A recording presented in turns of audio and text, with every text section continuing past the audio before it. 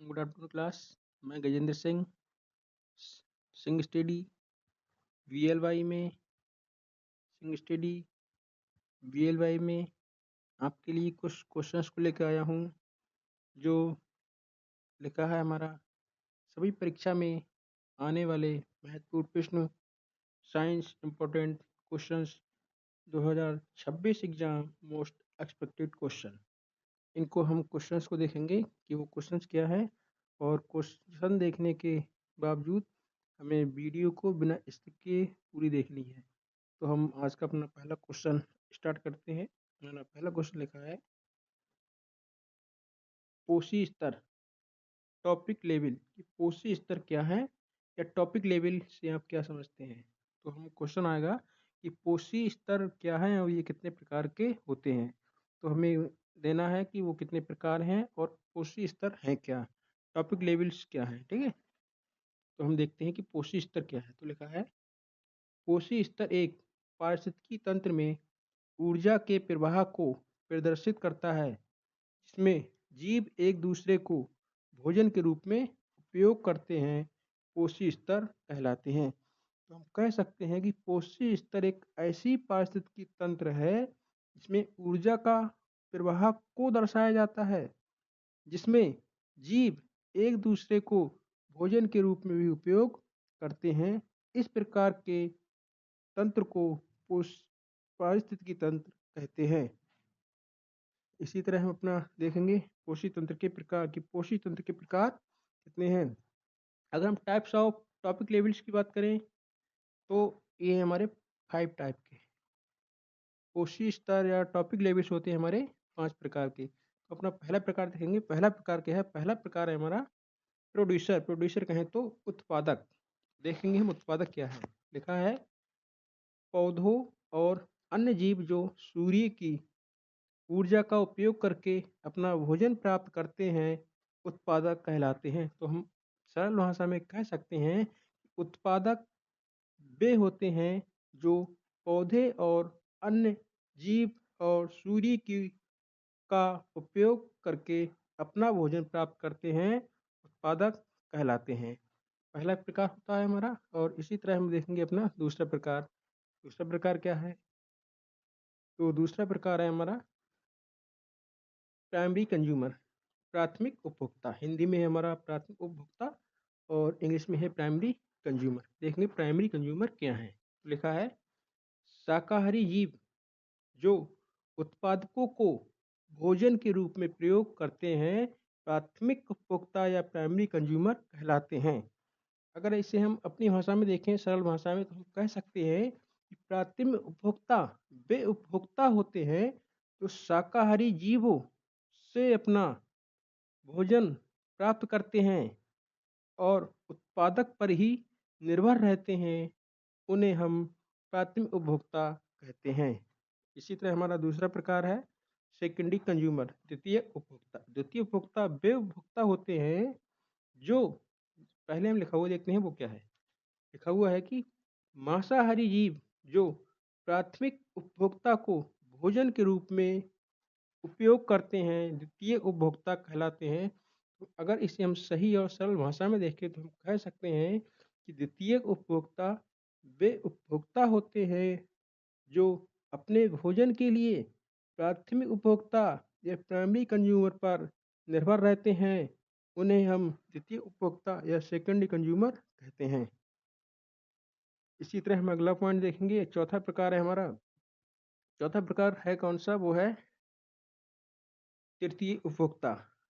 तृतीय उपभोक्ता लिखा है शीघ्र शीघ्र शिकारी जीव जो द्वितीय उपभोक्ता को भोजन के रूप में उपयोग करते हैं तृतीय उपभोक्ता कहलाते हैं।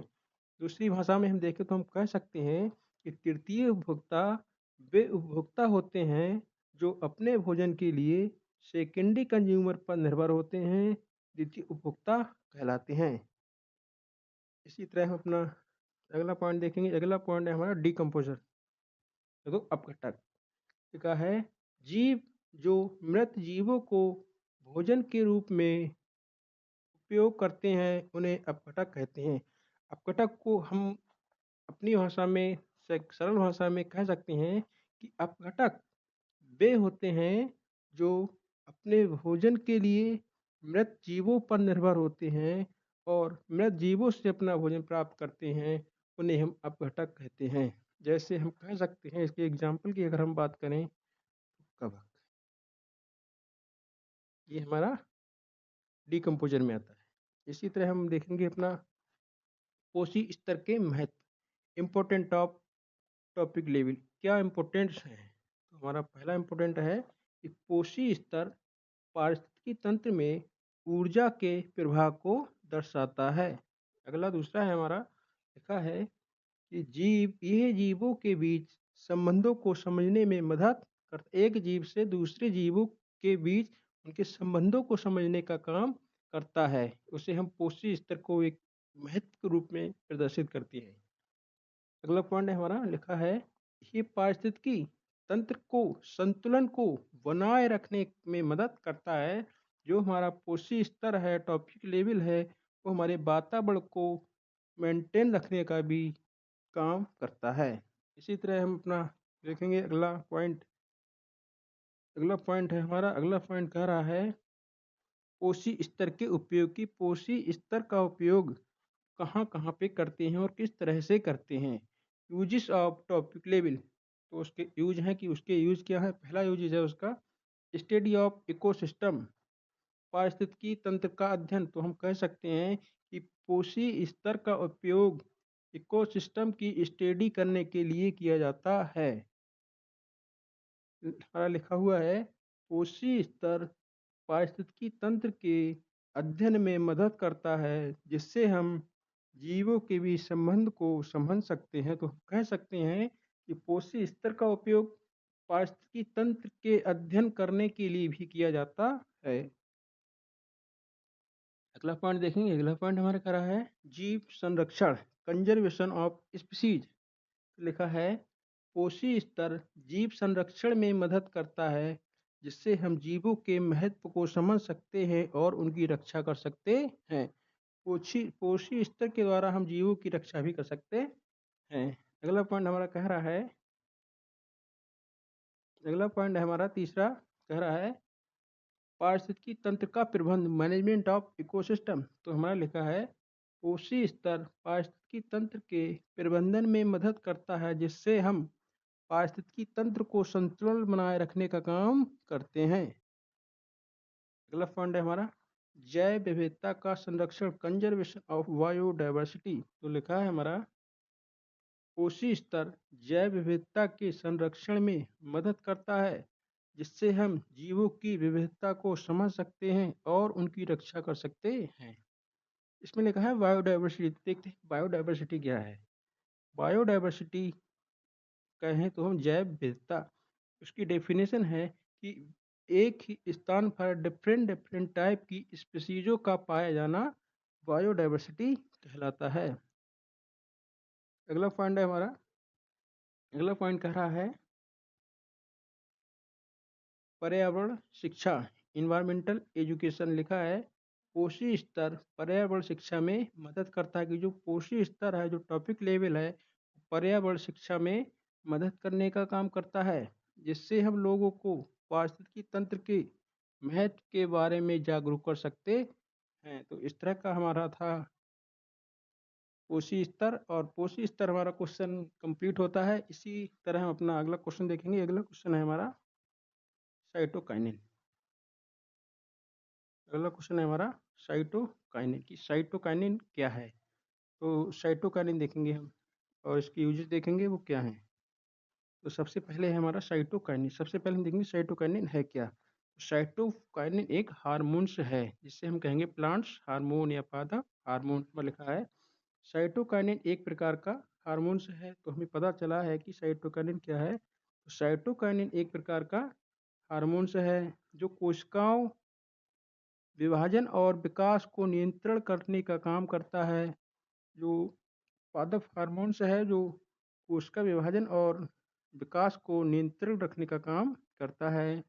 ये पादपों में पाया जाता है। हम कह सकते हैं जो साइटोकाइनिन हार्मोन्स है वो प्लांट्स में पाया जाता है। और उनके विकास और वृद्धि में महत्वपूर्ण भूमिका निभाता है। तो हम कह सकते हैं जो साइटोकाइनिन हार्मोन्स है ये प्लांट्स में पाया जाता है और उनके विकास और वृद्धि में महत्वपूर्ण भूमिका निभाता है, जिसे हम साइटोकाइनिन हार्मोन्स कहते हैं। क्या साइटोकाइनिन के कार्य, इसमें साइटोकाइनिन के कार्य क्या हैं? तो पहला कार्य हमारा लिखा है साइटोकाइनिन का,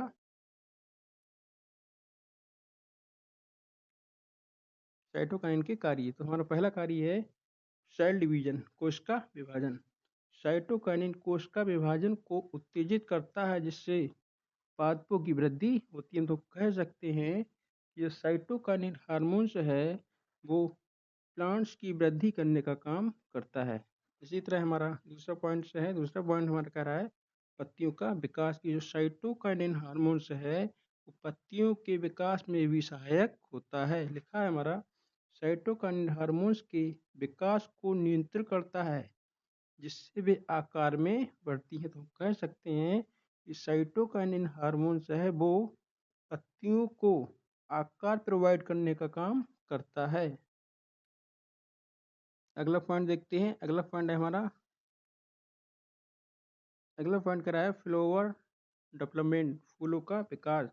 साइटोकाइनिन फूलों के विकास को नियंत्रित करता है जिससे पादप में फूल आते हैं। तो हम कह सकते हैं जो साइटोकाइनिन हार्मोन्स है वो प्लांट्स में फूलों को लाने का या फूलों को उगने का काम करता है। इसी तरह हम अपना अगला देखेंगे। अगला पॉइंट हमारा करा है फल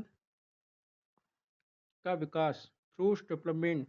साइटोकाइनिन फल के विकास को नियंत्रित करता है जिससे पादपों में फल उगते हैं। तो हम कह सकते हैं कि जो साइटोकाइनिन हार्मोन्स है वो फल के को नियंत्रण रखने का भी काम करता है। अगला लिखा है हमारा साइटोकाइनिन के प्रकार। तो हम कहते हैं कि साइटोकाइनिन कितने प्रकार के होते हैं, कि साइटोकाइनिन कितने प्रकार के होते हैं। पहला है हमारा किनेटिन। एक हमारा पहला पॉइंट है किनेटिन। किनेटिन देखते हैं क्या है। किनेटिन लिखा है किनेटिन एक कृत्रिम सिटोनिकिन है जो प्रयोगशाला में उपयोग किया जाता है। तो हम कह सकते हैं जो साइटोकाइनिन का पहला प्रकार है वो है किनेटिन। किनेटिन को सबसे पहले एक आर्टिफिशियल कहें तो कृत्रिम कृत्रिम सिटोकिनिन है जो प्रयोगशाला के द्वारा बनाया गया था। दूसरा है हमारा जीटिन। जीटिन एक प्राकृतिक सिटोनिन है जो प्लांट्स में पाया जाता है। तो हम कह सकते हैं जो जीटिन है वो एक नेचुरल साइटोकाइनिन का प्रकार है। इसी तरह हम अपना अगला पॉइंट देखेंगे। अगला है हमारा कह रहा है आइसोपेटेनिल एडेनिन। आइसोपेटेनिन एडेनिन देखते हैं वो क्या है। वो हमारा कह रहा है आइसोपेटेनिन एडेनिन एक प्रकार का सिटोनिकिन है जो प्लांट्स में पाया जाता है। तो हमने आज दो क्वेश्चंस को देखे हैं। पहला क्वेश्चन था हमारा पोषी स्तर टॉपिक लेवल, दूसरा था हमारा साइटोकाइनिन। और इसी तरह के क्वेश्चंस को पाने के लिए हमारे साथ बने रहना और नए नए क्वेश्चंस पाने के लिए, नई नई वीडियोस पाने के लिए चैनल को सब्सक्राइब भी कर लेना। Thank you class.